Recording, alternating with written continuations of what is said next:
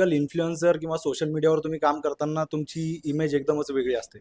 पण जेव्हा तुम्ही ॲक्चुअली सेटवर जातात, त्या लोकेशनला जातात, तिथे बघितल्यानंतर असं वाटतं, "अरे बापरे! व्हॅनिटी-गिनिटी कुठे म्हणजे काय वगैरे, वगैरे हा, भाई." म्हणजे आमच्या गावाच्याच बाजूला एक डोंगर आहे. त्या डोंगरावरच अशी घटना घडली होती की एक मुलगी तिथे गायब झाली आणि ती जंगलात हरवली. अशी एक मी शॉर्ट अशी कथा ऐकली होती आणि त्याच्यावरून वाटलं हे इंटरेस्टिंग आणि वाटतंय. काही गरज नाही अनटिल अँड अनलेस जोपर्यंत तुझं एखादं कॅरेक्टर फिक्स होत नाही ना, तोपर्यंत म्हटलं जॉब सोडायचं. त्याला पण आश्चर्य वाटत असेल वरती कुठे असेल तर भाई मी तर फिल्मफेअर वगैरे वाल्यांनी पण मला हे केलं रे. खंत आहे की तो जेव्हा एवढे प्रयत्न करत होता तेवढा रिस्पॉन्स त्याला मिळत नव्हता इंडस्ट्रीकडून या प्रेक्षकांकडून.